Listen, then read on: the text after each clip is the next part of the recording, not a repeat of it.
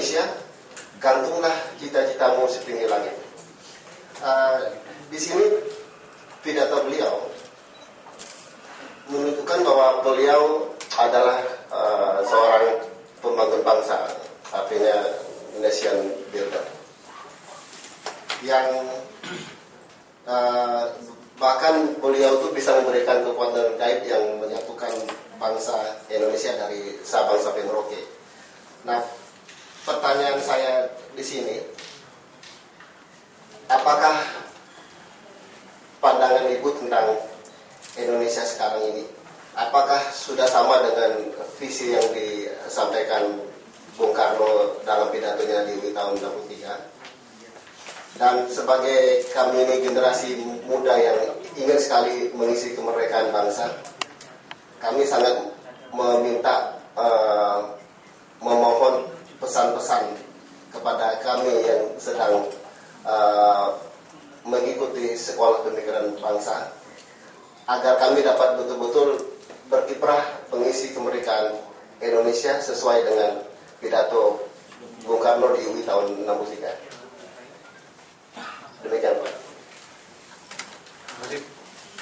Ini pertanyaannya dari Bung Ali Rasid dari Bandung, bagaimana Bung Karno mendidik anak-anaknya kepada Bu Mega. Kemudian dari Valentina juga pertanyaannya kira-kira begini, kenapa Bung Karno jadi presiden seumur hidup atau berpikir untuk menjadi presiden seumur hidup, gitu ya Valentina ya. Kemudian dari Sofyan, pandangan Ibu tentang Indonesia apakah sama dengan visi Bung Karno pada saat ini? Silakan Bu.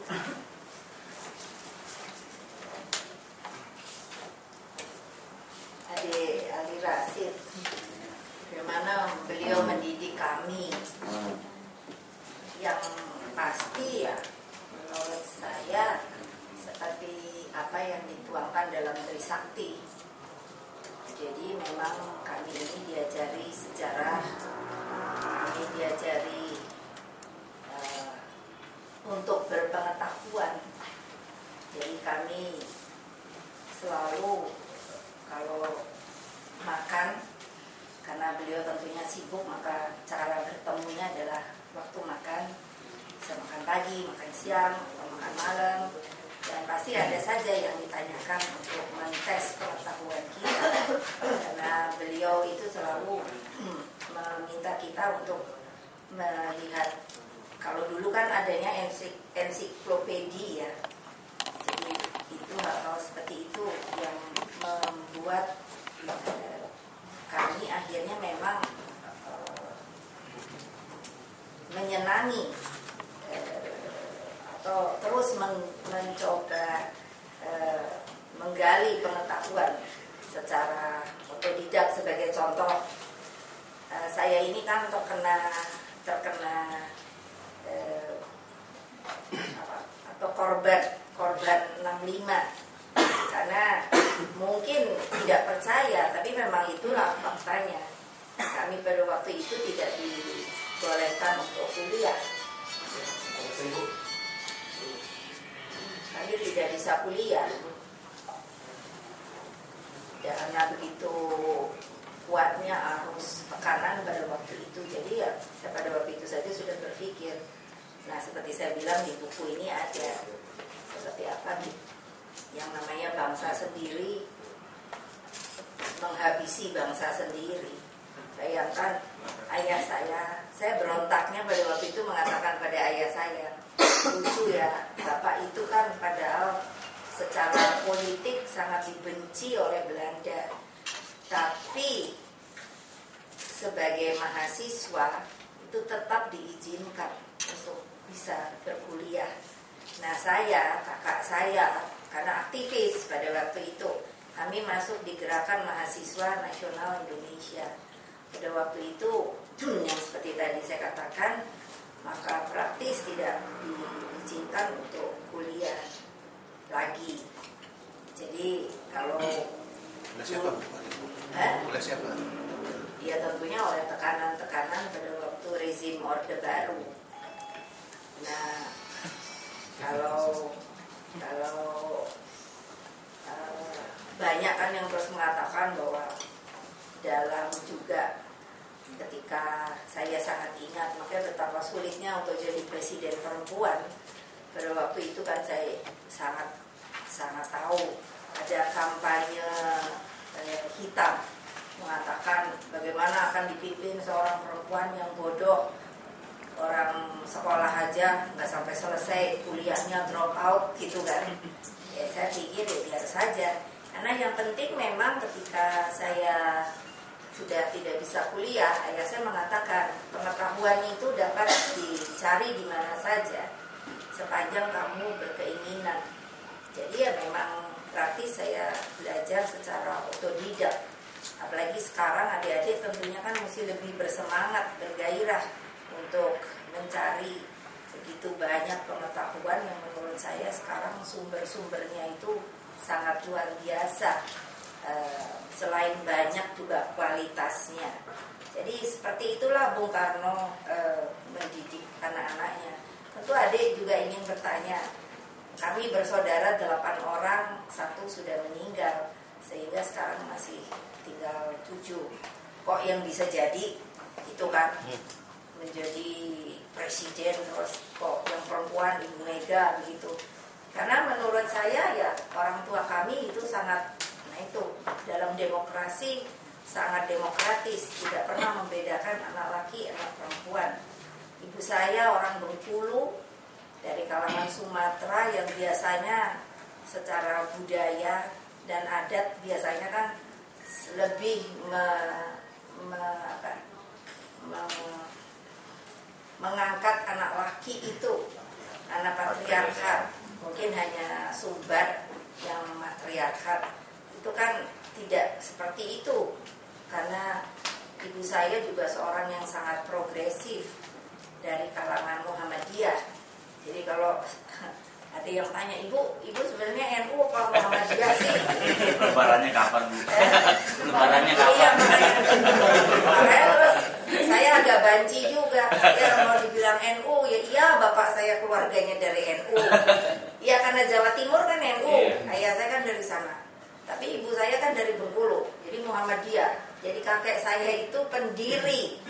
Jadi kalau saya bilang sama Pak Amin Rais, kalau di sini ada orang Muhammadiyah, saya bilang, Mas, sampean jangan aksi loh. Kakek saya itu pendiri dan ketua pertama Muhammadiyah di Bengkulu. Jadi orang Muhammadiyah pada tahu itu. Jadi saya ini gado-gado lah. Kalau adik Valentina dari Bogor, Bung Karno nggak pernah mau jadi presiden seumur hidup. Yang membuatnya menjadi presiden seumur hidup tuh MPRS. Nah pada waktu itu justru saya bertanya, kok mau sih Pak jadi presiden seumur hidup? Kok bilang dong, kan capek kapan pensiunnya. Nah tapi itu kan permintaan kan secara konstitusional. Nah makanya kadang-kadang kita harus berpikir logik. Waktu itu kan justru kan, jadi sangat apa ya? Sangat harus berhati-hati kalau di politik. Jadi bayangkan pada waktu itu MPRS sendiri yang membuat beliau menjadi presiden seumur hidup, tetapi setelah tahun 65 MPRS sendiri juga yang menjatuhkan beliau dengan TAP MPRS itu. Nanti coba boleh dicari deh, kan bisa tuh dicari di ini di mana? Google. Ya, di internet ya. Nah ini kalau ditanya pandangan adik ini Sofyan, pandangan saya tentang Indonesia apakah sama dengan visi Bung Karno? Sangat beda.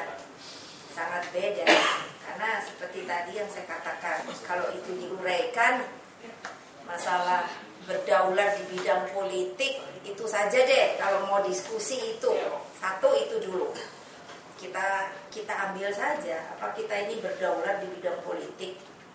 Menurut saya tidak. Mengapa? Karena rasanya apakah kita di PBB itu bersuara? Menurut saya tidak. Iya dong, kalau kita berdaulat di bidang politik, mestinya di PBB kita mengatakan ketika Libya diserang, ketika di Irak diserang, Saya salah satu presiden yang menurut saya tidak jadi itu karena pada waktu Irak diserang, saya di konferensi Islam itu mengatakan kenapa Amerika menyerang Irak, karena pada waktu itu tidak ada masalah sebenarnya sampai Amerika harus menyerang Irak. Apa coba? Coba tolong diberikan masukan pada saya. Toh pada waktu itu hanya isunya kan selalu isu nuklir.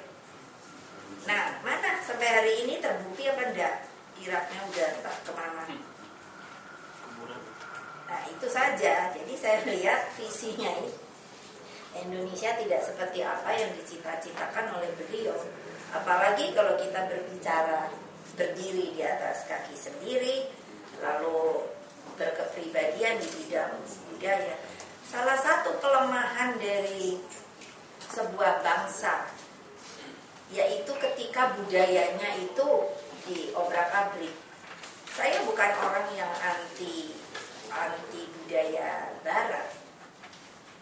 Bapak saya saja menyuruh kami belajar hal-hal seperti itu. Tetapi kan kita harus mencintai. Yang seperti tadi saya katakan, saya dari umur 5 tahun suruh menari, narinya saja nari Jawa, nari Sunda, nari Bali, nari Sumatera. Jadi kalau saya ditanya, saya ini juga pernah tari. Nah itu untuk supaya kita tahu bahwa budaya kita itu sangat juga diagungkan,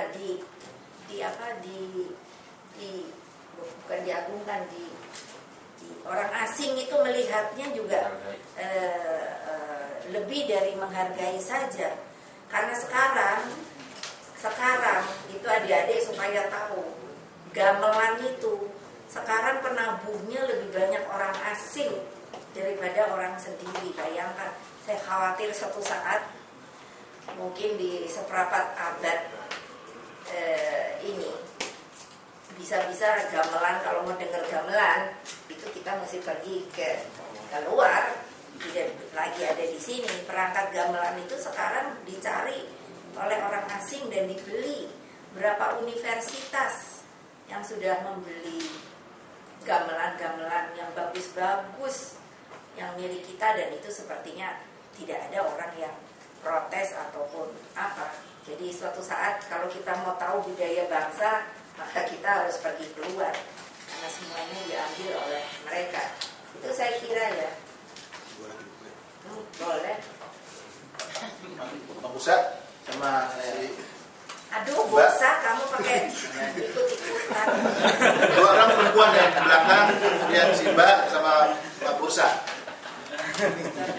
Saya ini cerita sedikit. Cerita Panjang banget. Saya juga tek, ingat salah pencet volume baru.